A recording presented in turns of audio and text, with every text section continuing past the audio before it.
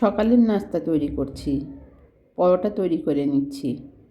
আজকের লং ভিডিওটা সকাল থেকেই শুরু করেছি। একটা ডিমের অমলেট ভেজে নিচ্ছি, তারপর পরোটা ভেজে নেব। সাধারণ রান্না, কিন্তু নিজের হাতে করা। ব্যস্ত সময় মানে রান্না বাদ না, বরং ঠিক সময়ে একটু যত্ন। কাজের চাপ থাকলেও পরিবারের খাবার আমি সময় মতো তৈরি করি।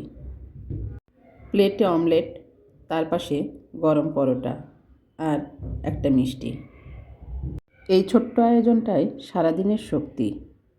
এ পর্যায়ে দুপুরে রান্নায় চলে এসেছি। এখন হাতে মেখে আলু বেগুন দিয়ে ট্যাংরা মাছের চচ্চড়ি করব। হাতে মেখে রান্না, এইটাই বাঙালির ঘরের স্বাদ। পেঁয়াজ কুচি, সব রকম মশলা, গোটা কাঁচামরিচ আর পরিমাণ মতো তেল দিয়ে ভালোভাবে মেখে নিচ্ছি। এখানে পেঁয়াজের পরিমাণ আর কাঁচামরিচের পরিমাণ একটু বেশি দিয়েছি। এ পর্যায়ে সামান্য পানি দিয়ে ঢেকে রান্না করব।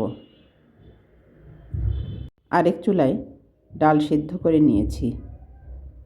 এ পর্যায়ে ডালটা একটা পাতিলে ঢেলে নেব।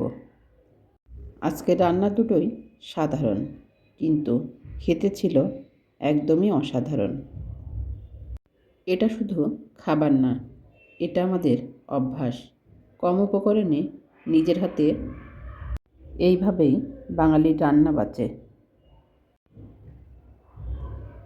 এ পর্যায়ে ডালে দিয়ে দেব ধনেপাতা কুচি। ধনেপাতা কুচি না দিলে ডালটা কেমন অসম্পূর্ণ থেকে যায়। এদিকে আমার চচ্চড়িটাও হয়ে এসেছে। চচ্চড়িতে দিয়ে দেব ধনেপাতা কুচি। তো এ পর্যায়ে শেষ রান্নায় চলে যাচ্ছি।